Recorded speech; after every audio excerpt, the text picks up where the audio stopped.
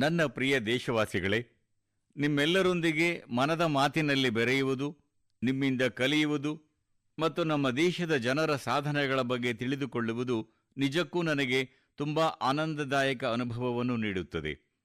ನಮ್ಮ ಆಲೋಚನೆಗಳನ್ನು ಪರಸ್ಪರ ಹಂಚಿಕೊಳ್ಳುತ್ತಾ, ನಮ್ಮ ಮನದ ಮಾತನ್ನು ಹಂಚಿಕೊಳ್ಳುತ್ತಾ, ಈ ಕಾರ್ಯಕ್ರಮ 125 ಸಂಚಿಕೆಗಳನ್ನು ಪೂರ್ಣಗೊಳಿಸಿದೆ ಎಂದು ನಮ್ಮ ಅರಿವಿಗೇ ಬರಲಿಲ್ಲ. ಇಂದು ಈ ಕಾರ್ಯಕ್ರಮದ 126ನೇ ಸಂಚಿಕೆ. ಈ ದಿನ ಕೆಲವು ವಿಶೇಷತೆಗಳನ್ನು ಹೊಂದಿದೆ. ಇಂದು ಭಾರತದ ಇಬ್ಬರು ಮಹಾನ್ ವ್ಯಕ್ತಿಗಳ ಜನ್ಮ ದಿನಾಚರಣೆ. ನಾನು ಹುತಾತ್ಮ ಭಗತ್ ಸಿಂಗ್ ಮತ್ತು ಲತಾ ದೀದಿ ಬಗ್ಗೆ ಮಾತನಾಡುತ್ತಿದ್ದೇನೆ. ಸ್ನೇಹಿತರೆ, ಅಮರರಾದ ಹುತಾತ್ಮ ಭಗತ್ ಸಿಂಗ್ ಪ್ರತಿಯೊಬ್ಬ ಭಾರತೀಯನಿಗೂ, ವಿಶೇಷವಾಗಿ ದೇಶದ ಯುವಕರಿಗೆ ಸ್ಫೂರ್ತಿಯ ಸೆಲೆಯಾಗಿದ್ದಾರೆ. ಅವರ ಸ್ವಭಾವದಲ್ಲಿ ನಿರ್ಭಯತೆ ಆಳವಾಗಿ ಬೇರೂರಿತ್ತು. ದೇಶಕ್ಕಾಗಿ ನೇಣುಗಂಬಕ್ಕೆ ಏರುವ ಮೊದಲು ಭಗತ್ ಸಿಂಗ್ ಬ್ರಿಟಿಷರಿಗೆ ಒಂದು ಪತ್ರವನ್ನೂ ಬರೆದಿದ್ದರು. ನನ್ನನ್ನು ಮತ್ತು ನನ್ನ ಸಹಚರರನ್ನು ಯುದ್ಧ ಕೈದಿಗಳಂತೆ ಪರಿಗಣಿಸಬೇಕೆಂದು ನಾನು ಬಯಸುತ್ತೇನೆ. ಆದ್ದರಿಂದ ನಮ್ಮನ್ನು ಗಲ್ಲಿಗೇರಿಸುವ ಬದಲಾಗಿ ಗುಂಡು ಹಾರಿಸುವ ಮೂಲಕ ಪ್ರಾಣಹರಣ ಮಾಡಬೇಕು ಎಂದು ಅವರು ಕೋರಿದ್ದರು. ಇದು ಅವರ ಅದಮ್ಯ ಧೈರ್ಯಕ್ಕೆ ಸಾಕ್ಷಿ. ಭಗತ್ ಸಿಂಗ್ ಜನರ ದುಃಖದ ಬಗ್ಗೆ ಅಪಾರ ಸಂವೇದನಾಶೀಲರಾಗಿದ್ದರು. ಅವರಿಗೆ ಸಹಾಯ ಮಾಡುವಲ್ಲಿ ಯಾವಾಗಲೂ ಮುಂಚೂಣಿಯಲ್ಲಿರುತ್ತಿದ್ದರು. ಹುತಾತ್ಮ ಭಗತ್ ಸಿಂಗ್ ಅವರಿಗೆ ನಾನು ನನ್ನ ಗೌರವವನ್ನು ಸಲ್ಲಿಸುತ್ತಿದ್ದೇನೆ. ಸ್ನೇಹಿತರೆ, ಇಂದು ಲತಾ ಮಂಗೇಶ್ಕರ್ ಅವರ ಜನ್ಮ ಜಯಂತಿಯೂ ಹೌದು. ಭಾರತೀಯ ಸಂಸ್ಕೃತಿ ಮತ್ತು ಸಂಗೀತದಲ್ಲಿ ಆಸಕ್ತಿ ಹೊಂದಿರುವ ಯಾರೇ ಆಗಲಿ, ಅವರ ಹಾಡುಗಳಿಂದ ಭಾವುಕರಾಗದೇ ಇರಲು ಸಾಧ್ಯವೇ ಇಲ್ಲ. ಅವರ ಹಾಡುಗಳು ಮಾನವನ ಭಾವನೆಗಳನ್ನು ಬಡಿದೆಬ್ಬಿಸುವಂತಿವೆ. ಅವರು ಹಾಡಿದ ದೇಶಭಕ್ತಿ ಗೀತೆಗಳು ಜನರಿಗೆ ಪ್ರೇರಣಾದಾಯಕವಾಗಿವೆ. ಅವರು ಭಾರತೀಯ ಸಂಸ್ಕೃತಿಯೊಂದಿಗೆ ಆಳವಾದ ಸಂಪರ್ಕ ಹೊಂದಿದ್ದರು. ನಾನು ಲತಾ ದೀದಿಗೆ ನನ್ನ ಹೃತ್ಪೂರ್ವಕ ಗೌರವ ಸಲ್ಲಿಸುತ್ತೇನೆ. ಸ್ನೇಹಿತರೆ, ಲತಾ ದೀದಿಗೆ ಸ್ಫೂರ್ತಿ ನೀಡಿದ ಮಹಾನ್ ವ್ಯಕ್ತಿಗಳಲ್ಲಿ ವೀರ್ ಸಾವರ್ಕರ್ ಕೂಡ ಒಬ್ಬರು. ಅವರನ್ನು ಅವರು ತಾತ್ಯಾ ಎಂದು ಕರೆಯುತ್ತಿದ್ದರು. ಅವರು ವೀರ್ ಸಾವರ್ಕರ್ ಅವರ ಅನೇಕ ಹಾಡುಗಳನ್ನು ಹಾಡಿದ್ದಾರೆ. ಲತಾ ದೀದಿಯೊಂದಿಗೆ ನಾನು ಹಂಚಿಕೊಂಡ ಪ್ರೀತಿಯ ಬಂಧ ಎಂದೆಂದಿಗೂ ಅಳಿಯಲಾರದ್ದು. ಅವರು ಪ್ರತಿ ವರ್ಷ ತಪ್ಪದೇ ನನಗೆ ರಾಖಿ ಕಳಿಸುತ್ತಿದ್ದರು. ಮರಾಠಿ ಲಘು ಸಂಗೀತದ ಮಹಾನ್ ವ್ಯಕ್ತಿ ಸುಧೀರ್ ಫಡ್ಕೆ ಅವರು ಮೊದಲು ನನಗೆ ಲತಾ ದೀದಿಯನ್ನು ಪರಿಚಯಿಸಿದರು ಎಂಬುದು ನನಗೆ ನೆನಪಿದೆ. ಮತ್ತು ಅವರು ಹಾಡಿದ ಮತ್ತು ಸುಧೀರ್ ಜಿ ಸಂಯೋಜಿಸಿದ ಜ್ಯೋತಿ ಕಲಶ್ ಛಲ್ಕೆ ನನಗೆ ತುಂಬಾ ಇಷ್ಟವಾದ ಹಾಡು ಎಂದು ನಾನು ಅವರಿಗೆ ಹೇಳಿದ್ದೆ. ಸ್ನೇಹಿತರೆ, ನೀವು ನನ್ನೊಂದಿಗೆ ಇದನ್ನು ಆನಂದಿಸಿ.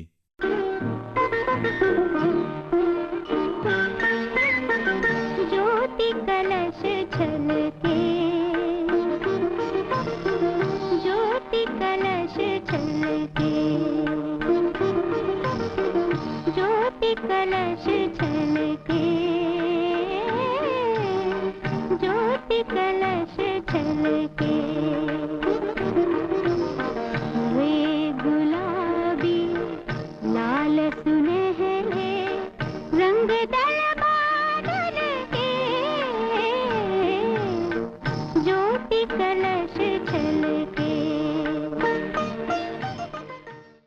ನನ್ನ ಪ್ರಿಯ ದೇಶವಾಸಿಗಳೇ, ನವರಾತ್ರಿಯ ಈ ಸಂದರ್ಭದಲ್ಲಿ ನಾವು ಶಕ್ತಿಯನ್ನು ಪೂಜಿಸುತ್ತೇವೆ.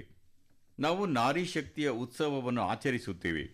ವ್ಯವಹಾರದಿಂದ ಕ್ರೀಡೆಯವರೆಗೆ, ಶಿಕ್ಷಣದಿಂದ ವಿಜ್ಞಾನದವರೆಗೆ ಯಾವುದೇ ಕ್ಷೇತ್ರವನ್ನು ತೆಗೆದುಕೊಳ್ಳಿ, ನಮ್ಮ ದೇಶದ ಹೆಣ್ಣು ಮಕ್ಕಳು ಎಲ್ಲೆಡೆ ತಮ್ಮ ಸಾಧನೆಯನ್ನು ಮೆರೆಯುತ್ತಿದ್ದಾರೆ. ಇಂದು ಅವರು ಊಹಿಸಲು ಅಸಾಧ್ಯವಾದ ಸವಾಲುಗಳನ್ನು ಕೂಡ ಜಯಿಸುತ್ತಿದ್ದಾರೆ. ನಾನು ನಿಮಗೆ, ನೀವು 8 ತಿಂಗಳು ಸಮುದ್ರದಲ್ಲಿ ನಿರಂತರವಾಗಿ ಇರಬಹುದೇ?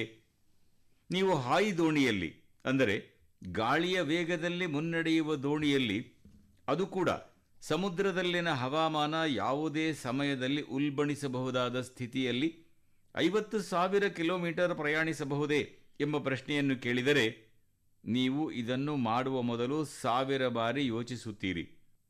ಆದರೆ ಭಾರತೀಯ ನೌಕಾಪಡೆಯ ಇಬ್ಬರು ಧೈರ್ಯಶಾಲಿ ಅಧಿಕಾರಿಗಳು ಸಾಗರ ಪರಿಭ್ರಮಣೆ ಮಾಡಿ ಇದನ್ನು ಸಾಧಿಸಿದ್ದಾರೆ. ಅವರು ಧೈರ್ಯ ಮತ್ತು ದೃಢ ಸಂಕಲ್ಪ ಏನೆಂಬುದನ್ನು ಪ್ರದರ್ಶಿಸಿದ್ದಾರೆ. ಇಂದು ಮನದ ಮಾತು ಶ್ರೋತೃಗಳಿಗೆ ಈ ಇಬ್ಬರು ಧೈರ್ಯಶಾಲಿ ಅಧಿಕಾರಿಗಳನ್ನು ಪರಿಚಯಿಸಲು ಬಯಸುತ್ತೇನೆ. ಒಬ್ಬರು ಲೆಫ್ಟಿನೆಂಟ್ ಕಮಾಂಡರ್ ದಿಲ್ನಾ, ಇನ್ನೊಬ್ಬರು ಲೆಫ್ಟಿನೆಂಟ್ ಕಮಾಂಡರ್ ರೂಪಾ. ಈ ಇಬ್ಬರು ಅಧಿಕಾರಿಗಳು ನಮ್ಮೊಂದಿಗೆ ದೂರವಾಣಿ ಸಂಪರ್ಕದಲ್ಲಿದ್ದಾರೆ. ಹಲೋ. Hello sir. ನಮಸ್ಕಾರ. ನಮಸ್ಕಾರ ಸರ್. ಹಾಗಾದರೆ ನನ್ನೊಂದಿಗೆ ಲೆಫ್ಟಿನೆಂಟ್ ಕಮಾಂಡರ್ ದಿಲ್ನಾ ಮತ್ತು ಲೆಫ್ಟಿನೆಂಟ್ ಕಮಾಂಡರ್ ರೂಪಾ ಇಬ್ಬರೂ ಇದ್ದಾರೆ. ನೀವು ನನ್ನೊಂದಿಗಿದ್ದೀರಾ? ಇಬ್ರು ಇದ್ದೇವೆ ಸರ್. ನಿಮ್ಮಿಬ್ಬರಿಗೂ ನಮಸ್ಕಾರ ಮತ್ತು ವಣಕ್ಕಂ. ವಣಕ್ಕಂ ಸರ್. ನಮಸ್ಕಾರ ಸರ್. ಸರಿ, ಎಲ್ಲಕ್ಕಿಂತ ಮೊದಲು ದೇಶವಾಸಿಗಳು ನಿಮ್ಮಿಬ್ಬರ ಬಗ್ಗೆ ಕೇಳಲು ಬಯಸುತ್ತಾರೆ. ದಯವಿಟ್ಟು ತಿಳಿಸಿ. ಸರ್, ನಾನು ಲೆಫ್ಟಿನೆಂಟ್ ಕಮಾಂಡರ್ ದಿಲ್ನಾ ಮತ್ತು ನಾನು ಭಾರತೀಯ ನೌಕಾಪಡೆಯ ಲಾಜಿಸ್ಟಿಕ್ಸ್ ಕೇಡರ್ಗೆ ಸೇರಿದ್ದೇನೆ ಸರ್. ನಾನು 2014ರಲ್ಲಿ ನೌಕಾಪಡೆಯಲ್ಲಿ ನಿಯೋಜನೆಗೊಂಡೆ ಸರ್. ನಾನು ಕೇರಳದ ಕೋಯಿಕೋಡ್ ಮೂಲದವಳು. ನನ್ನ ತಂದೆ ಸೇನೆಯಲ್ಲಿದ್ದರು ಮತ್ತು ನನ್ನ ತಾಯಿ ಗೃಹಿಣಿ. ನನ್ನ ಪತಿ ಕೂಡ ಭಾರತೀಯ ನೌಕಾಪಡೆಯಲ್ಲಿ ಅಧಿಕಾರಿ ಸರ್, ಮತ್ತು ನನ್ನ ಸಹೋದರಿ ಎನ್ಸಿಸಿಯಲ್ಲಿ ಉದ್ಯೋಗದಲ್ಲಿದ್ದಾರೆ. ಜೈ ಹಿಂದ್ ಸರ್. ನಾನು ಲೆಫ್ಟಿನೆಂಟ್ ಕಮಾಂಡರ್ ರೂಪಾ. 2017ರಲ್ಲಿ ನೌಕಾಪಡೆಯ ನೇವಲ್ ಆರ್ಮಮೆಂಟ್ ಇನ್ಸ್ಪೆಕ್ಷನ್ ಕ್ಯಾಡ್ರಿಗೆ ಸೇರಿದ್ದೀನಿ. ನಮ್ಮ ತಂದೆ ತಮಿಳುನಾಡಿನವರು, ತಾಯಿ ಪಾಂಡಿಚೇರಿ ಮೂಲದವರು ಸರ್.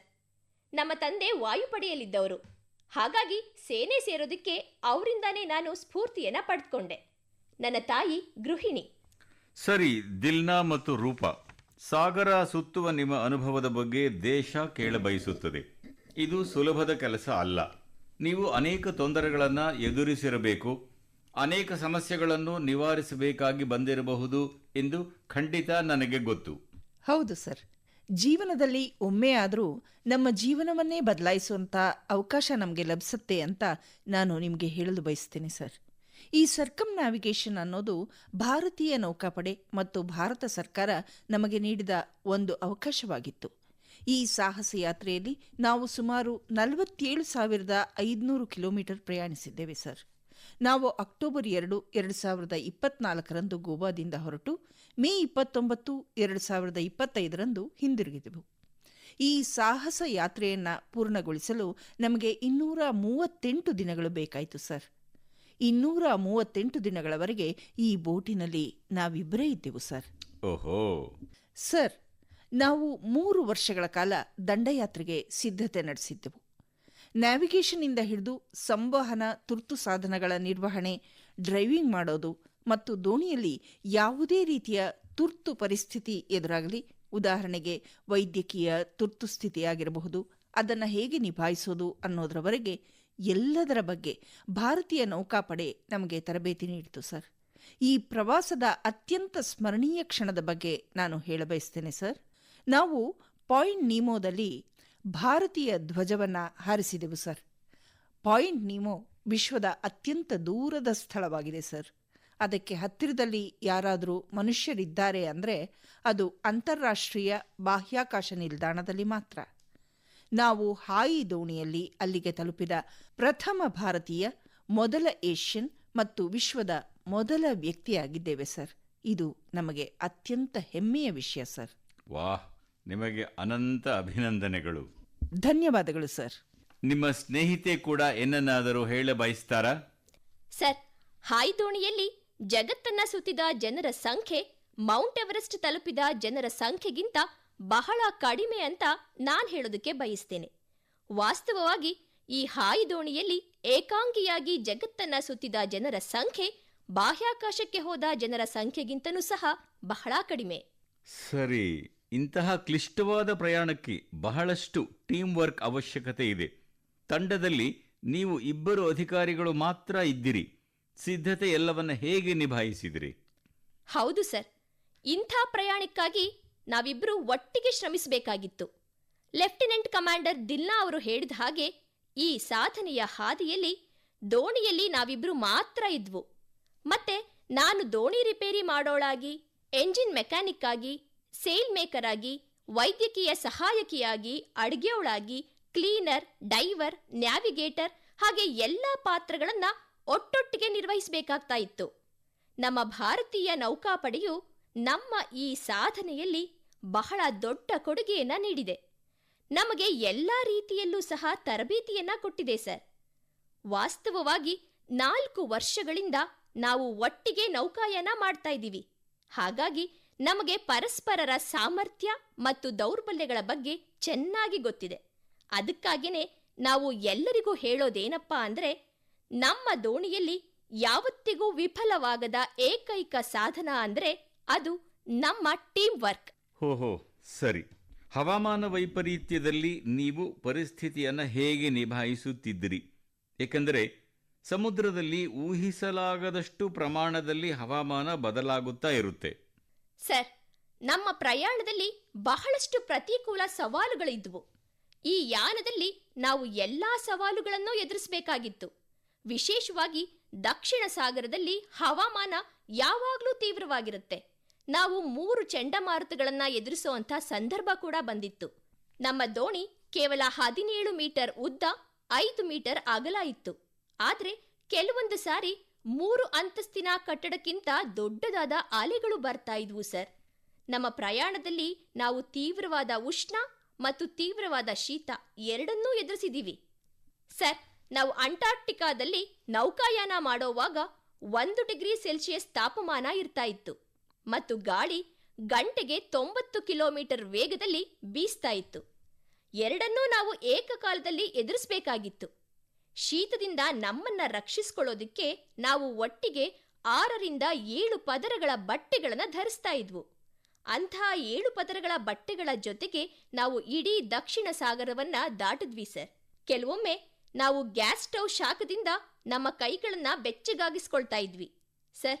ಕೆಲವೊಂದು ಸಾರಿ ಗಾಳಿನೇ ಇಲ್ಲದೆ ಇರುವಂಥ ಸಂದರ್ಭಗಳು ಸಹ ಇರ್ತಾ ಇದ್ವು. ನಾವು ಹಾಯಿಗಳನ್ನ ಸಂಪೂರ್ಣವಾಗಿ ಕೆಳಕ್ಕೆ ಇಳಿಸಿ ತೇಲ್ತಾನೇ ಇರಬೇಕಾಗಿರ್ತಾ ಇತ್ತು. ಅಂಥ ಸಂದರ್ಭಗಳಲ್ಲಿ ವಾಸ್ತವವಾಗಿ ಸರ್, ನಮ್ಮ ತಾಳ್ಮೆಯನ್ನ ಪರೀಕ್ಷೆ ಮಾಡಿದ ಹಾಗಿರ್ತಾ ಇತ್ತು. ನಮ್ಮ ದೇಶದ ಹೆಣ್ಣು ಮಕ್ಕಳು ಇಂತಹ ಕಷ್ಟಗಳನ್ನು ಎದುರಿಸಿದ್ದಾರೆ ಎಂದು ತಿಳಿದು ಜನರು ಆಶ್ಚರ್ಯಗೊಳ್ಳಬಹುದು.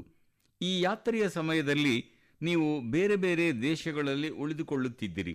ಅಲ್ಲಿ ನಿಮ್ಮ ಅನುಭವ ಹೇಗಿತ್ತು? ಭಾರತದ 2 ಹೆಣ್ಣು ಮಕ್ಕಳನ್ನು ನೋಡಿದಾಗ ಜನ ಹೇಗೆ ಪ್ರತಿಕ್ರಿಯಿಸುತ್ತಿದ್ದರು? ಅವರ ಮನಸ್ಸಿನಲ್ಲಿ ಅನೇಕ ಆಲೋಚನೆಗಳು ಇದ್ದಿರಬಹುದಲ್ಲವೇ? ಹೌದು ಸರ್, ನಮಗೆ ಉತ್ತಮ ಅನುಭವ ಆಯಿತು. ಸರ್, ನಾವು 8 ತಿಂಗಳಲ್ಲಿ ಆಸ್ಟ್ರೇಲಿಯಾ, ನ್ಯೂಜಿಲೆಂಡ್, ಪೋರ್ಟ್ ಸ್ಟ್ಯಾನ್ಲಿ ಮತ್ತು ದಕ್ಷಿಣ ಆಫ್ರಿಕಾ ಹೀಗೆ 4 ಸ್ಥಳಗಳಲ್ಲಿ ತಂಗಿದ್ದೆವು ಸರ್. ಪ್ರತಿ ಸ್ಥಳದಲ್ಲಿ ಸರಾಸರಿ ಎಷ್ಟು ದಿನ ತಂಗಬೇಕಾಗುತ್ತಿತ್ತು? ಸರ್, ನಾವು ಒಂದು ಸ್ಥಳದಲ್ಲಿ 14 ದಿನಗಳವರೆಗೆ ತಂಗಿದ್ದೆವು. ಒಂದು ಸ್ಥಳದಲ್ಲಿ 14 ದಿನಗಳು? ಹೌದು ಸರ್. ನಾವು ಪ್ರಪಂಚದ ಮೂಲೆ ಮೂಲೆಯಲ್ಲಿ ಭಾರತೀಯರನ್ನ ಕಂಡೆವು ಸರ್. ಅವರು ತುಂಬಾ ಸಕ್ರಿಯವಾಗಿ ಮತ್ತು ಆತ್ಮವಿಶ್ವಾಸದಿಂದ ಭಾರತದ ಕೀರ್ತಿ ಪತಾಕೆಯನ್ನು ಎತ್ತಿ ಹಿಡಿದಿದ್ದಾರೆ ಸರ್. ನಮ್ಮ ಯಶಸ್ಸನ್ನ ಅವರು ತಮ್ಮದೇ ಯಶಸ್ಸು ಅಂತ ಪರಿಗಣಿಸ್ತಾ ಇದ್ರು ಅಂತ ನಮಗನ್ನಿಸ್ತು. ಪ್ರತಿಯೊಂದು ಸ್ಥಳದಲ್ಲೂ ನಮಗೆ ವಿಭಿನ್ನ ಅನುಭವಗಳಾದವು. ಉದಾಹರಣೆಗೆ, ಆಸ್ಟ್ರೇಲಿಯಾದಲ್ಲಿ ಪಶ್ಚಿಮ ಆಸ್ಟ್ರೇಲಿಯಾದ ಸಂಸತ್ತಿನ ಸ್ಪೀಕರ್ ನಮ್ಮನ್ನ ಆಹ್ವಾನಿಸಿದ್ರು. ಅವರು ನಮಗೆ ಬಹಳಷ್ಟು ಪ್ರೇರೇಪಿಸಿದರು ಸರ್. ಇಂತಹ ಘಟನೆಗಳು ನಮ್ಮಲ್ಲಿ ತುಂಬ ಹೆಮ್ಮೆ ಮೂಡಿಸ್ತಾ ಇದ್ವು ಸರ್. ನಾವು ನ್ಯೂಜಿಲೆಂಡ್ಗೆ ಹೋದಾಗ ಮಾವೋರಿ ಜನರು ನಮ್ಮನ್ನು ಸ್ವಾಗತಿಸಿದರು ಮತ್ತು ನಮ್ಮ ಭಾರತೀಯ ಸಂಸ್ಕೃತಿ ಕುರಿತು ಅಪಾರ ಗೌರವವನ್ನು ತೋರಿಸಿದರು. ಒಂದು ಪ್ರಮುಖ ವಿಷಯವೆಂದರೆ ಸರ್, ಪೋರ್ಟ್ ಸ್ಟ್ಯಾನ್ಲಿ ಒಂದು ದೂರದ ದ್ವೀಪ ಸರ್. ಇದು ದಕ್ಷಿಣ ಅಮೆರಿಕಾದ ಬಳಿ ಇದೆ. ಅಲ್ಲಿನ ಒಟ್ಟು ಜನಸಂಖ್ಯೆ ಕೇವಲ 3500 ಸರ್. ಆದರೆ ಅಲ್ಲಿ ನಾವು ಒಂದು ಮಿನಿ ಭಾರತವನ್ನು ಕಂಡೆವು. ಅಲ್ಲಿ 45 ಜನ ಭಾರತೀಯರಿದ್ದರು. ಅವರು ನಮ್ಮನ್ನು ತಮ್ಮವರಂತೆ ಭಾವಿಸಿದರು ಮತ್ತು ಮನೆಯಲ್ಲಿರುವಂತಹ ಅನುಭವ ನೀಡಿದರು ಸರ್. ನಿಮ್ಮಂತೆಯೇ ವಿಭಿನ್ನವಾದದ್ದನ್ನು ಮಾಡಲು ಬಯಸುವ ದೇಶದ ಹೆಣ್ಣು ಮಕ್ಕಳಿಗೆ ನೀವಿಬ್ಬರು ಏನು ಸಂದೇಶ ನೀಡಬಯಸುತ್ತೀರಿ? ಸರ್, ನಾನು ಲೆಫ್ಟಿನೆಂಟ್ ಕಮಾಂಡರ್ ರೂಪಾ ಮಾತಾಡ್ತಾ ಇದ್ದೀನಿ. ನಿಮ್ಮ ಮೂಲಕ ಯಾರಾದರೂ ಪೂರ್ಣ ಹೃದಯದಿಂದ ಕಷ್ಟಪಟ್ಟು ಕೆಲಸ ಮಾಡಿದ್ರೆ ಈ ಜಗತ್ತಿನಲ್ಲಿ ಯಾವುದೂ ಅಸಾಧ್ಯ ಅಲ್ಲ ಅಂತ ನಾನು ಎಲ್ರಿಗೂ ಹೇಳೋದಕ್ಕೆ ಬಯಸ್ತೀನಿ. ನೀವು ಎಲ್ಲಿಂದ ಬಂದಿದ್ದೀರಿ, ಎಲ್ಲಿ ಜನಿಸಿದ್ದೀರಿ ಅನ್ನೋದು ಮುಖ್ಯ ಅಲ್ಲ ಸರ್. ಭಾರತದ ಯುವಕರು ಮತ್ತು ಮಹಿಳೆಯರು ಬೃಹತ್ ಕನಸನ್ನ ಕಾಣಲಿ ಮತ್ತು ಭವಿಷ್ಯದಲ್ಲಿ ಎಲ್ಲ ಬಾಲಕಿಯರು, ಎಲ್ಲ ಮಹಿಳೆಯರು ರಕ್ಷಣೆ, ಕ್ರೀಡೆ ಮತ್ತು ಸಾಹಸದಲ್ಲಿ ಭಾಗವಹಿಸಿ ನಮ್ಮ ದೇಶಕ್ಕೆ ಕೀರ್ತಿ ತರಲಿ ಅನ್ನೋದೇ ನಮ್ಮ ಆಶಯ. ದಿಲ್ನಾ ಮತ್ತು ರೂಪಾ, ನಿಮ್ಮ ಮಾತುಗಳನ್ನು ಕೇಳಿ, ನೀವು ತೋರಿಸಿದ ಅಪಾರ ಧೈರ್ಯದ ಬಗ್ಗೆ ಕೇಳಿ ನಾನು ರೋಮಾಂಚನಗೊಂಡಿದ್ದೇನೆ. ನಿಮ್ಮಿಬ್ಬರಿಗೂ ನನ್ನ ಹೃತ್ಪೂರ್ವಕ ಧನ್ಯವಾದಗಳು. ನಿಮ್ಮ ಕಠಿಣ ಪರಿಶ್ರಮ, ನಿಮ್ಮ ಯಶಸ್ಸು, ನಿಮ್ಮ ಸಾಧನೆಗಳು ನಿಸ್ಸಂದೇಹವಾಗಿ ದೇಶದ ಯುವಕರು ಮತ್ತು ಯುವತಿಯರಿಗೆ ಸ್ಫೂರ್ತಿ ನೀಡುತ್ತವೆ. ಹೀಗೆಯೇ ತ್ರಿವರ್ಣ ಧ್ವಜವನ್ನು ಹಾರಿಸುತ್ತಲೇ ಇರಿ. ಭವಿಷ್ಯದ ನಿಮ್ಮ ಪ್ರಯತ್ನಗಳಿಗೆ ಅನಂತ ಶುಭ ಹಾರೈಕೆಗಳು. ಧನ್ಯವಾದಗಳು ಸರ್. ಅನಂತ ಧನ್ಯವಾದಗಳು. ವಣಕ್ಕಂ, ನಮಸ್ಕಾರಂ. ನಮಸ್ಕಾರ ಸರ್. ಸ್ನೇಹಿತರೆ, ನಮ್ಮ ಉತ್ಸವಗಳು, ಹಬ್ಬಗಳು ಭಾರತೀಯ ಸಂಸ್ಕೃತಿಯನ್ನು ಜೀವಂತವಾಗಿ ಇರಿಸುತ್ತವೆ. ಇಂತಹ ಒಂದು ಪವಿತ್ರ ಹಬ್ಬ ದೀಪಾವಳಿಯ ನಂತರ ಬರುವ ಛಠ್ ಪೂಜೆ. ಸೂರ್ಯದೇವನಿಗೆ ಅರ್ಪಿಸುವ ಈ ದೊಡ್ಡ ಹಬ್ಬ ಬಹಳ ವಿಶೇಷವಾಗಿದೆ. ಈ ಹಬ್ಬದಂದು ನಾವು ಮುಳುಗುತ್ತಿರುವ ಸೂರ್ಯನಿಗೂ ಅರ್ಘ್ಯ ನೀಡುತ್ತೇವೆ, ಆತನನ್ನು ಆರಾಧಿಸುತ್ತೇವೆ. ಛಠ್ ಪೂಜೆಯನ್ನು ಕೇವಲ ದೇಶದ ವಿವಿಧ ಪ್ರದೇಶಗಳಲ್ಲಿ ಮಾತ್ರವಲ್ಲದೆ ವಿಶ್ವಾದ್ಯಂತ ಕೂಡ ಈ ಹಬ್ಬದ ಆಚರಣೆ ಕಂಡುಬರುತ್ತದೆ. ಈಗ ಇದು ಒಂದು ಜಾಗತಿಕ ಹಬ್ಬವಾಗುತ್ತಿದೆ. ಸ್ನೇಹಿತರೆ, ಭಾರತ ಸರ್ಕಾರ ಕೂಡ ಛಠ್ ಪೂಜೆಗೆ ಸಂಬಂಧಿಸಿದಂತೆ ದೊಡ್ಡ ಪ್ರಯತ್ನವೊಂದರಲ್ಲಿ ತೊಡಗಿಕೊಂಡಿದೆ ಎಂದು ಹೇಳಲು ನನಗೆ ಬಹಳ ಸಂತೋಷವೆನಿಸುತ್ತದೆ. ಭಾರತ ಸರ್ಕಾರ ಛಠ್ ಹಬ್ಬವನ್ನು ಯುನೆಸ್ಕೋದ ಅಮೂರ್ತ ಸಾಂಸ್ಕೃತಿಕ ಪರಂಪರೆ ಪಟ್ಟಿಯಲ್ಲಿ ಸೇರ್ಪಡೆ ಮಾಡುವ ಪ್ರಯತ್ನ ಮಾಡುತ್ತಿದೆ. ಛಠ್ ಪೂಜಾ ಯುನೆಸ್ಕೋದ ಪಟ್ಟಿಯಲ್ಲಿ ಸೇರ್ಪಡೆಯಾದಾಗ ವಿಶ್ವದ ಮೂಲೆ ಮೂಲೆಯಲ್ಲಿನ ಜನರು ಇದರ ಭವ್ಯತೆ ಮತ್ತು ದಿವ್ಯತೆಯ ಅನುಭೂತಿ ಹೊಂದಲು ಸಾಧ್ಯವಾಗುತ್ತದೆ. ಸ್ನೇಹಿತರೆ, ಸ್ವಲ್ಪ ಸಮಯಕ್ಕೆ ಮುನ್ನ ಭಾರತ ಸರ್ಕಾರದ ಇಂತಹದ್ದೇ ಪ್ರಯತ್ನಗಳಿಂದ ಕೋಲ್ಕತಾದ ದುರ್ಗಾ ಪೂಜೆ ಕೂಡ ಯುನೆಸ್ಕೋದ ಈ ಪಟ್ಟಿಯ ಒಂದು ಭಾಗವಾಗಿದೆ. ನಾವು ನಮ್ಮ ಸಾಂಸ್ಕೃತಿಕ ಆಯೋಜನೆಗಳಿಗೆ ಇಂತಹ ಜಾಗತಿಕ ಮಾನ್ಯತೆ ದೊರೆಯುವಂತೆ ಮಾಡಿದಲ್ಲಿ ಇವುಗಳ ಬಗ್ಗೆ ವಿಶ್ವ ತಿಳಿದುಕೊಳ್ಳುತ್ತದೆ, ಅರ್ಥ ಮಾಡಿಕೊಳ್ಳುತ್ತದೆ, ಅವುಗಳಲ್ಲಿ ತೊಡಗಿಸಿಕೊಳ್ಳಲು ಮುಂದೆ ಬರುತ್ತದೆ. ಸ್ನೇಹಿತರೆ, ಅಕ್ಟೋಬರ್ 2 ಗಾಂಧಿ ಜಯಂತಿ. ಗಾಂಧೀಜಿಯವರು ಯಾವಾಗಲೂ ಸ್ವದೇಶೀಯತೆಯನ್ನು ಮೈಗೂಡಿಸುವ ಬಗ್ಗೆ ಒತ್ತು ನೀಡುತ್ತಿದ್ದರು. ಇವುಗಳ ಪೈಕಿ ಖಾದಿ ಬಹಳ ಮುಖ್ಯವಾದುದಾಗಿತ್ತು. ದುರದೃಷ್ಟವೆಂದರೆ ಸ್ವಾತಂತ್ರ್ಯಾನಂತರ ಖಾದಿಯ ಆಕರ್ಷಣೆ ಸ್ವಲ್ಪ ಮಸಕಾಗುತ್ತಾ ಬಂತು. ಆದರೆ ಕಳೆದ 11 ವರ್ಷಗಳಲ್ಲಿ ಖಾದಿಯ ಬಗ್ಗೆ ಜನರ ಆಕರ್ಷಣೆ ಬಹಳಷ್ಟು ಹೆಚ್ಚಾಗಿದೆ. ಕಳೆದ ಕೆಲವು ವರ್ಷಗಳಲ್ಲಿ ಖಾದಿಯ ಮಾರಾಟದಲ್ಲಿ ಅತ್ಯಂತ ಹೆಚ್ಚಳ ಕಂಡುಬಂದಿದೆ. ಅಕ್ಟೋಬರ್ 2ರಂದು ಯಾವುದಾದರೊಂದು ಖಾದಿ ಉತ್ಪನ್ನವನ್ನು ಖಂಡಿತವಾಗಿಯೂ ಖರೀದಿಸಿ ಎಂದು ನಾನು ನಿಮ್ಮಲ್ಲಿ ಮನವಿ ಮಾಡುತ್ತೇನೆ. ಹೆಮ್ಮೆಯಿಂದ ಹೇಳಿ, ಇದು ಸ್ವದೇಶದ್ದೆಂದು.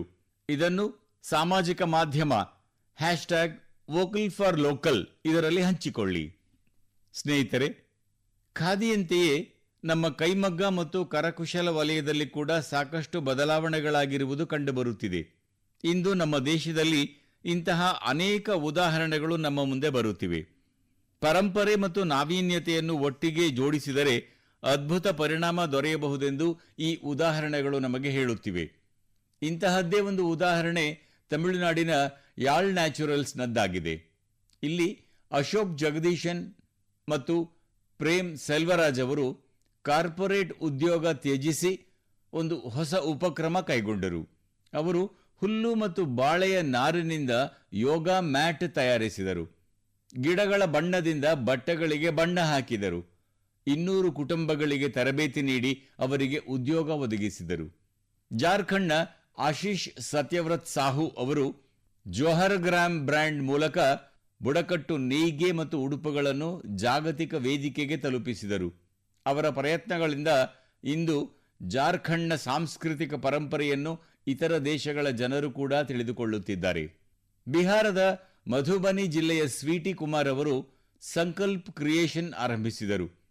ಮಿಥಿಲಾ ಪೇಂಟಿಂಗ್ ಅನ್ನು ಅವರು ಮಹಿಳೆಯರ ಜೀವನೋಪಾಯದ ಸಾಧನವಾಗಿಸಿದರು. ಇಂದು 500ಕ್ಕೂ ಅಧಿಕ ಗ್ರಾಮೀಣ ಮಹಿಳೆಯರು ಅವರೊಂದಿಗೆ ಸೇರಿಕೊಂಡಿದ್ದಾರೆ, ಸ್ವಾವಲಂಬನೆಯ ಹಾದಿಯಲ್ಲಿ ಸಾಗುತ್ತಿದ್ದಾರೆ. ಈ ಎಲ್ಲ ಯಶೋಗಾಥೆಗಳು ನಮ್ಮ ಸಂಪ್ರದಾಯಗಳು ಅನೇಕ ಆದಾಯದ ಮೂಲಗಳನ್ನು ಅಡಗಿಸಿಕೊಂಡಿವೆ ಎಂಬುದನ್ನು ನಮಗೆ ಕಲಿಸುತ್ತವೆ. ನಮ್ಮ ಉದ್ದೇಶಗಳು ಬಲವಾದರೆ ಯಶಸ್ಸು ಖಂಡಿತ ನಮ್ಮದಾಗುತ್ತದೆ. ನನ್ನ ಪ್ರೀತಿಯ ದೇಶವಾಸಿಗಳೇ, ಇನ್ನು ಕೆಲವೇ ದಿನಗಳಲ್ಲಿ ನಾವು ವಿಜಯದಶಮಿ ಆಚರಿಸಲಿದ್ದೇವೆ. ಈ ಬಾರಿಯ ವಿಜಯದಶಮಿ ಮತ್ತೊಂದು ಕಾರಣದಿಂದ ಬಹಳ ವಿಶೇಷ ಎನಿಸುತ್ತದೆ. ಇದೇ ದಿನದಂದು ರಾಷ್ಟ್ರೀಯ ಸ್ವಯಂ ಸೇವಕ ಸಂಘದ ಸಂಸ್ಥಾಪನೆಯ 100ನೇ ವರ್ಷವೂ ಆಗಿದೆ. ಒಂದು ಶತಮಾನದ ಈ ಪ್ರಯಾಣ ಎಷ್ಟು ಅದ್ಭುತವಾಗಿ ಅಭೂತಪೂರ್ವವಾಗಿದೆಯೋ ಅಷ್ಟೇ ಸ್ಫೂರ್ತಿದಾಯಕವಾಗಿದೆ. 100 ವರ್ಷಗಳ ಹಿಂದೆ ರಾಷ್ಟ್ರೀಯ ಸ್ವಯಂ ಸೇವಕ ಸಂಘದ ಸ್ಥಾಪನೆಯಾದಾಗ ದೇಶ ಶತಮಾನಗಳ ಗುಲಾಮಗಿರಿಯ ಸರಪಳಿಯಲ್ಲಿ ಬಂಧಿಸಲ್ಪಟ್ಟಿತ್ತು. ಶತಮಾನಗಳ ಈ ಗುಲಾಮಗಿರಿಯು ನಮ್ಮ ಸ್ವಾಭಿಮಾನ ಮತ್ತು ಆತ್ಮವಿಶ್ವಾಸಕ್ಕೆ ಆಳವಾದ ಗಾಯ ಉಂಟು ಮಾಡಿತ್ತು. ವಿಶ್ವದ ಅತ್ಯಂತ ಪ್ರಾಚೀನ ನಾಗರಿಕತೆಯ ಮುಂದೆ ಸ್ವಯಂ ಗುರುತು ಇಲ್ಲದಂತಹ ಬಿಕ್ಕಟ್ಟಿನ ಪರಿಸ್ಥಿತಿ ಎದುರಾಗಿತ್ತು. ದೇಶವಾಸಿಗಳು ಕೀಳರಿಮೆಯ ಬಲಿಪಶುಗಳಾಗುತ್ತಿದ್ದರು. ಆದ್ದರಿಂದಲೇ ದೇಶದ ಸ್ವಾತಂತ್ರ್ಯದೊಂದಿಗೆ ಸೈದ್ಧಾಂತಿಕ ಗುಲಾಮಗಿರಿಯಿಂದಲೂ ಮುಕ್ತವಾಗುವುದು ಅಗತ್ಯವಾಗಿತ್ತು. ಇಂತಹ ಪರಿಸ್ಥಿತಿಯಲ್ಲಿ ಪರಮಪೂಜ್ಯ ಡಾಕ್ಟರ್ ಹೆಡ್ಗೇವಾರ್ ಅವರು ಈ ವಿಷಯ ಕುರಿತು ಚಿಂತಿಸಲಾರಂಭಿಸಿದರು ಮತ್ತು ಈ ಭಗೀರಥ ಕಾರ್ಯಕ್ಕಾಗಿ ಅವರು 1925ರಲ್ಲಿ ವಿಜಯದಶಮಿಯ ಪವಿತ್ರ ಸಂದರ್ಭದಲ್ಲಿ ರಾಷ್ಟ್ರೀಯ ಸ್ವಯಂ ಸೇವಕ್ ಸಂಘ ಸ್ಥಾಪಿಸಿದರು. ಡಾಕ್ಟರ್ ಹೆಡ್ಗೇವಾರ್ ಅವರ ನಿಧನ ನಂತರ ಪರಮಪೂಜ್ಯ ಗುರೂಜಿಯವರು ರಾಷ್ಟ್ರ ಸೇವೆಯ ಈ ಮಹಾಯಜ್ಞವನ್ನು ಮುನ್ನಡೆಸಿದರು. ಪರಮಪೂಜ್ಯ ಗುರೂಜಿಯವರು ಹೀಗೆನ್ನುತ್ತಿದ್ದರು, ರಾಷ್ಟ್ರಾಯ ಸ್ವಾಹ ರಾಷ್ಟ್ರಾಯ ಇದಂ ನಮಮ, ಅಂದರೆ ಇದು ನನ್ನದಲ್ಲ, ಇದು ರಾಷ್ಟ್ರದ್ದು ಎಂದರ್ಥ. ಇದರಲ್ಲಿ ಸ್ವಾರ್ಥವನ್ನು ತೊರೆದು ರಾಷ್ಟ್ರಕ್ಕಾಗಿ ಸಮರ್ಪಣಾಭಾವದಿಂದ ಕೆಲಸ ಮಾಡುವಂತಹ ಪ್ರೇರಣೆ ಅಡಗಿದೆ. ಗುರೂಜಿ ಗೋಲ್ವಾಲ್ಕರ್ ಅವರ ಈ ವಾಕ್ಯ ಲಕ್ಷಾಂತರ ಸ್ವಯಂ ಸೇವಕರಿಗೆ ತ್ಯಾಗ ಮತ್ತು ಸೇವೆಯ ಹಾದಿ ತೋರಿಸಿತು. ತ್ಯಾಗ, ಸೇವಾ ಭಾವನೆ ಹಾಗೂ ಶಿಸ್ತಿನ ಬೋಧನೆ ಸಂಘದ ನಿಜವಾದ ಶಕ್ತಿಯಾಗಿದೆ. ಇಂದು ಆರ್ಎಸ್ಎಸ್ 100 ವರ್ಷಗಳಿಂದ ಅವಿಶ್ರಾಂತವಾಗಿ ಅವಿರತವಾಗಿ ರಾಷ್ಟ್ರದ ಸೇವಾ ಕಾರ್ಯದಲ್ಲಿ ತೊಡಗಿಕೊಂಡಿದೆ. ಆದ್ದರಿಂದಲೇ ದೇಶದಲ್ಲಿ ಯಾವುದೇ ನೈಸರ್ಗಿಕ ವಿಕೋಪ ಎಲ್ಲಿಯೇ ಎದುರಾಗಲಿ ಆರ್ಎಸ್ಎಸ್ನ ಸ್ವಯಂ ಸೇವಕರು ಎಲ್ಲರಿಗಿಂತ ಮೊದಲು ಅಲ್ಲಿಗೆ ತಲುಪುತ್ತಾರೆ ಎಂಬುದನ್ನು ನಾವು ನೋಡುತ್ತೇವೆ. ಲಕ್ಷಾಂತರ ಸ್ವಯಂ ಸೇವಕರ ಪ್ರತಿಯೊಂದು ಕೆಲಸ, ಪ್ರತಿಯೊಂದು ಪ್ರಯತ್ನ ದೇಶ ಮೊದಲು, ನೇಷನ್ ಫಸ್ಟ್ ಎಂಬ ಭಾವನೆಯನ್ನು ಸದಾಕಾಲ ಅತ್ಯುತ್ತಮವಾಗಿರಿಸುತ್ತದೆ. ರಾಷ್ಟ್ರ ಸೇವೆಯ ಮಹಾಯಜ್ಞದಲ್ಲಿ ತಮ್ಮನ್ನು ತಾವು ಸಮರ್ಪಿಸಿಕೊಳ್ಳುತ್ತಿರುವ ಪ್ರತಿಯೊಬ್ಬ ಸ್ವಯಂ ಸೇವಕರಿಗೂ ನನ್ನ ಶುಭ ಹಾರೈಕೆಗಳನ್ನು ತಿಳಿಸುತ್ತಿದ್ದೇನೆ. ನನ್ನ ಪ್ರೀತಿಯ ದೇಶವಾಸಿಗಳೇ, ಮುಂದಿನ ತಿಂಗಳು ಅಂದರೆ ಅಕ್ಟೋಬರ್ 7ರಂದು ಮಹರ್ಷಿ ವಾಲ್ಮೀಕಿ ಜಯಂತಿ ಇದೆ. ಮಹರ್ಷಿ ವಾಲ್ಮೀಕಿಯವರು ಭಾರತೀಯ ಸಂಸ್ಕೃತಿಯ ಅತಿದೊಡ್ಡ ಆಧಾರವೆಂದು ನಮಗೆಲ್ಲ ತಿಳಿದೇ ಇದೆ. ಭಗವಾನ್ ರಾಮರ ಅವತಾರದ ಕಥೆಗಳನ್ನು ಎಷ್ಟೊಂದು ವಿವರವಾಗಿ ನಮ್ಮೆಲ್ಲರಿಗೂ ತಿಳಿಸಿ ಹೇಳಿದ್ದು ಇದೇ ಮಹರ್ಷಿ ವಾಲ್ಮೀಕಿಯವರು. ಇವರು ಮಾನವ ಕುಲಕ್ಕೆ ರಾಮಾಯಣದಂತಹ ಅದ್ಭುತ ಗ್ರಂಥವನ್ನು ನೀಡಿದರು. ಸ್ನೇಹಿತರೆ, ರಾಮಾಯಣದ ಈ ಪ್ರಭಾವ ಅದರಲ್ಲಿರುವ ಶ್ರೀರಾಮನ ಆದರ್ಶ ಮತ್ತು ಮೌಲ್ಯಗಳಲ್ಲಿ ಅಡಗಿದೆ. ಶ್ರೀರಾಮ ಎಲ್ಲರನ್ನೂ ಸೇವೆ, ಸಾಮರಸ್ಯ ಮತ್ತು ಕರುಣೆಯಿಂದ ಅಪ್ಪಿಕೊಂಡ. ಅದಕ್ಕಾಗಿಯೇ ಮಹರ್ಷಿ ವಾಲ್ಮೀಕಿಯ ರಾಮಾಯಣದ ರಾಮ ತಾಯಿ ಶಬರಿ ಮತ್ತು ನಿಷಾದ ರಾಜನೊಂದಿಗೆ ಮಾತ್ರ ಪೂರ್ಣವಾಗಿರುವುದನ್ನು ನಾವು ನೋಡುತ್ತೇವೆ. ಅದಕ್ಕಾಗಿಯೇ ಸ್ನೇಹಿತರೆ, ಅಯೋಧ್ಯೆಯಲ್ಲಿ ರಾಮ ಮಂದಿರವನ್ನು ನಿರ್ಮಿಸಿದಾಗ ನಿಷಾದ ರಾಜ ಮತ್ತು ಮಹರ್ಷಿ ವಾಲ್ಮೀಕಿಯ ಮಂದಿರವನ್ನೂ ಸಹ ಅದರೊಂದಿಗೆ ನಿರ್ಮಾಣ ಮಾಡಲಾಯಿತು. ನೀವು ರಾಮ್ಲಲ್ಲನನ್ನು ದರ್ಶನ ಮಾಡಲು ಅಯೋಧ್ಯೆಗೆ ಹೋದಾಗಲೆಲ್ಲ ಮಹರ್ಷಿ ವಾಲ್ಮೀಕಿ ಮತ್ತು ನಿಷಾದ ರಾಜ ಮಂದಿರಕ್ಕೆ ಭೇಟಿ ನೀಡಿ ಎಂದು ನಾನು ನಿಮ್ಮಲ್ಲಿ ಮನವಿ ಮಾಡುತ್ತೇನೆ. ನನ್ನ ಪ್ರೀತಿಯ ದೇಶವಾಸಿಗಳೇ, ಕಲೆ, ಸಾಹಿತ್ಯ ಮತ್ತು ಸಂಸ್ಕೃತಿಯ ಅತ್ಯಂತ ವಿಶೇಷವಾದ ಮಾತೆಂದರೆ ಅವು ಯಾವುದೇ ಒಂದು ಕ್ಷೇತ್ರಕ್ಕೆ ಸೀಮಿತವಾಗಿಲ್ಲ.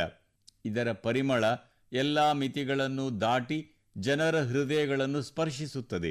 ಇತ್ತೀಚೆಗೆ ಪ್ಯಾರಿಸ್ನ ಒಂದು ಸಾಂಸ್ಕೃತಿಕ ಸಂಸ್ಥೆ ಸೌಂತಖ್ ಮಂಟಪ ತನ್ನ 50 ವರ್ಷಗಳನ್ನು ಪೂರ್ಣಗೊಳಿಸಿತು.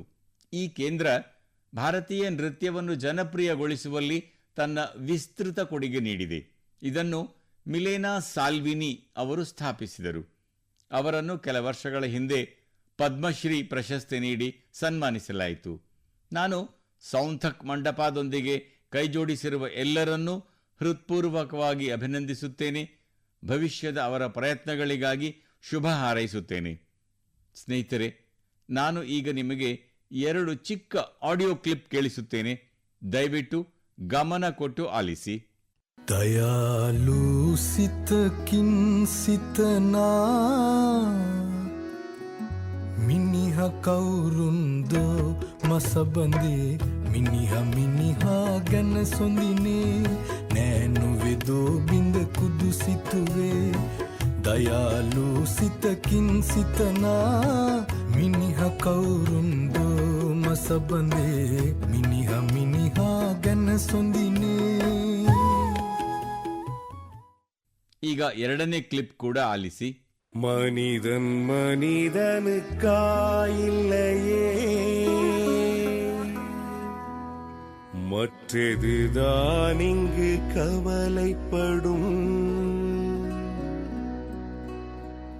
கருணையுள்ளத்தில் பரவிடவே அன்பு செய்வாய் நீ என் தோழா.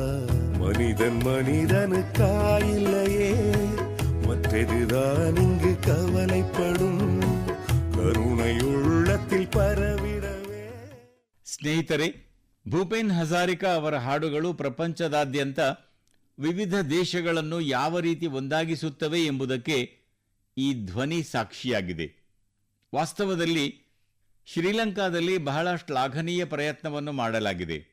ಇದರಲ್ಲಿ ಶ್ರೀಲಂಕಾದ ಕಲಾವಿದರು ಭೂಪೇಂದ್ರ ಅವರ ಮನು ಹೇ ಮನೋಹರ್ ಬಾಬಾ ಪ್ರತಿಷ್ಠಿತ ಗೀತೆಯನ್ನು ಸಿಂಹಳಿ ಮತ್ತು ತಮಿಳಿಗೆ ಅನುವಾದಿಸಿದ್ದಾರೆ. ನಾನು ನಿಮಗಾಗಿ ಅದರ ಆಡಿಯೋವನ್ನು ಕೇಳಿಸಿದ್ದೇನೆ. ಕೆಲವು ದಿನಗಳ ಹಿಂದೆಯಷ್ಟೇ ಅಸ್ಸಾಂನಲ್ಲಿ ಅವರ ಜನ್ಮ ಶತಮಾನೋತ್ಸವದ ಸಂದರ್ಭದಲ್ಲಿ ಭಾಗವಹಿಸುವ ಸೌಭಾಗ್ಯ ನನಗೆ ದೊರೆತಿತ್ತು. ಇದು ನಿಜಕ್ಕೂ ಬಹಳ ಸ್ಮರಣೀಯ ಘಟನೆಯಾಗಿತ್ತು.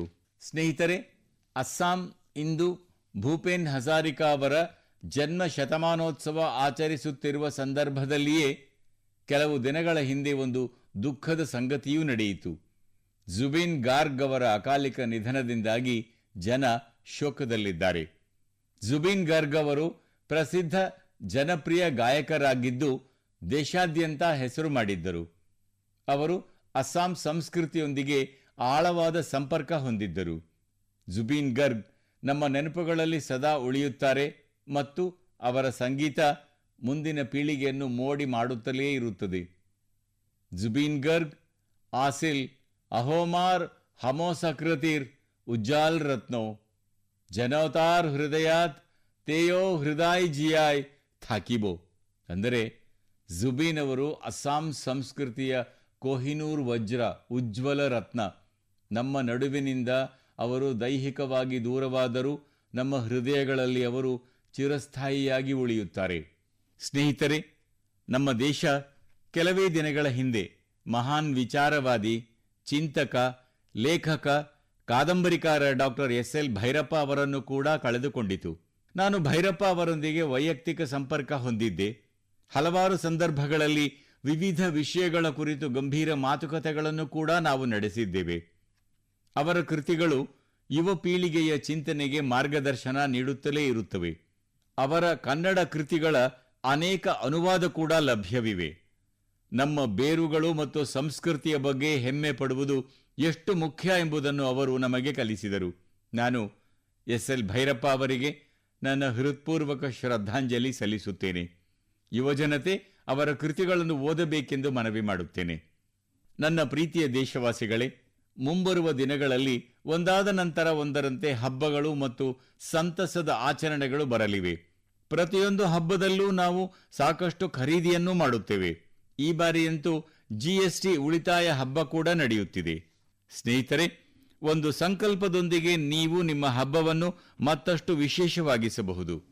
ಈ ಬಾರಿ ಕೇವಲ ದೇಶೀಯ ತಯಾರಿಕೆಯ ಉತ್ಪನ್ನಗಳಿಂದ ಹಬ್ಬ ಆಚರಿಸುತ್ತೇವೆಂದು ನಾವು ಸಂಕಲ್ಪ ಮಾಡಿದಲ್ಲಿ ನಮ್ಮ ಹಬ್ಬದ ಆಚರಣೆ ದುಪ್ಪಟ್ಟಾಗುವುದನ್ನು, ಅದರ ಮೆರುಗು ಅಧಿಕವಾಗುವುದನ್ನು ನೀವೇ ಕಾಣುತ್ತೀರಿ. ವೋಕಲ್ ಫಾರ್ ಲೋಕಲ್ ಖರೀದಿಯ ಮಂತ್ರವಾಗಿಸಿಕೊಳ್ಳಿ. ದೇಶದಲ್ಲಿಯೇ ತಯಾರಾಗುವುದನ್ನೇ ಯಾವಾಗಲೂ ಖರೀದಿಸುತ್ತೇನೆ. ದೇಶದ ಜನರು ತಯಾರಿಸಿದ ವಸ್ತುಗಳನ್ನೇ ಮನೆಗೆ ತೆಗೆದುಕೊಂಡು ಬರುತ್ತೇನೆ. ದೇಶದ ನಾಗರಿಕನ ಕಠಿಣ ಪರಿಶ್ರಮದಿಂದ ತಯಾರಾದ ವಸ್ತುಗಳನ್ನೇ ಉಪಯೋಗಿಸುತ್ತೇನೆ ಎಂದು ಸಂಕಲ್ಪ ಮಾಡಿಕೊಳ್ಳಿ. ನಾವು ಈ ರೀತಿ ಮಾಡಿದಾಗ ನಾವು ಕೇವಲ ಯಾವುದೇ ವಸ್ತುವನ್ನು ಖರೀದಿಸುವುದಿಲ್ಲ, ಯಾವುದೋ ಒಂದು ಕುಟುಂಬದ ಭರವಸೆಯನ್ನು ಮನೆಗೆ ತರುತ್ತೇವೆ. ಕುಶಲಕರ್ಮಿಗಳ ಪರಿಶ್ರಮಕ್ಕೆ ಗೌರವ ನೀಡುತ್ತೇವೆ. ಯುವ ಉದ್ಯಮಿಯ ಕನಸಿಗೆ ರೆಕ್ಕೆಗಳನ್ನು ಕಟ್ಟುತ್ತೇವೆ. ಸ್ನೇಹಿತರೆ, ಹಬ್ಬಗಳ ಸಂದರ್ಭದಲ್ಲಿ ನಾವು ನಮ್ಮ ಮನೆಗಳನ್ನು ಸ್ವಚ್ಛಗೊಳಿಸಿಕೊಳ್ಳುವ ಕೆಲಸದಲ್ಲಿ ತೊಡಗಿಕೊಳ್ಳುತ್ತೇವೆ. ಆದರೆ ಸ್ವಚ್ಛತೆ ಎನ್ನುವುದು ಕೇವಲ ಮನೆಯ 4 ಗೋಡೆಗಳಿಗೆ ಸೀಮಿತವಾಗಬಾರದು. ಬೀದಿಗಳು, ನೆರೆಹೊರೆಯ ಸ್ಥಳಗಳು, ಮಾರುಕಟ್ಟೆ, ಗ್ರಾಮ, ಪ್ರತಿಯೊಂದು ಪ್ರದೇಶದಲ್ಲೂ ಸ್ವಚ್ಛತೆ ನಿರ್ವಹಣೆ ನಮ್ಮ ಜವಾಬ್ದಾರಿಯಾಗಬೇಕು. ಸ್ನೇಹಿತರೆ, ನಮ್ಮ ದೇಶದಲ್ಲಿ ಸದಾಕಾಲ ಹಬ್ಬ ಉತ್ಸವಗಳ ಆಚರಣೆ ಇರುತ್ತದೆ. ದೀಪಾವಳಿ ಒಂದು ರೀತಿಯಲ್ಲಿ ಅತಿ ದೊಡ್ಡ ಹಬ್ಬ ಎನಿಸುತ್ತದೆ. ನಿಮ್ಮೆಲ್ಲರಿಗೂ ಮುಂಬರಲಿರುವ ದೀಪಾವಳಿ ಹಬ್ಬಕ್ಕಾಗಿ ಶುಭ ಹಾರೈಸುತ್ತೇನೆ. ನಾವು ಸ್ವಾವಲಂಬಿಗಳಾಗಬೇಕು, ದೇಶವನ್ನು ಸ್ವಾವಲಂಬಿಯಾಗಿಸಬೇಕು ಮತ್ತು ಅದಕ್ಕಿರುವ ದಾರಿ ಸ್ವದೇಶೀಯತೆಯ ಮೂಲಕ ಮುನ್ನಡೆಯುವುದು ಎಂಬುದನ್ನು ನಾನು ಪುನರುಚ್ಚರಿಸಲು ಬಯಸುತ್ತೇನೆ. ಸ್ನೇಹಿತರೆ, ಇವು ಈ ಬಾರಿಯ ಮನದ ಮಾತುಗಳು. ಇದನ್ನು ಇಲ್ಲಿಗೆ ಮುಗಿಸುತ್ತಿದ್ದೇನೆ. ಮುಂದಿನ ತಿಂಗಳು ಹೊಸ ಗಾಥೆಗಳೊಂದಿಗೆ, ಹೊಸ ಪ್ರೇರಣಾದಾಯಕ ವಿಷಯಗಳೊಂದಿಗೆ ಭೇಟಿ ಮಾಡುತ್ತೇನೆ. ಅಲ್ಲಿಯವರೆಗೆ ನಿಮ್ಮೆಲ್ಲರಿಗೂ ಶುಭಾಶಯಗಳು. ಅನೇಕಾನೇಕ ಧನ್ಯವಾದಗಳು.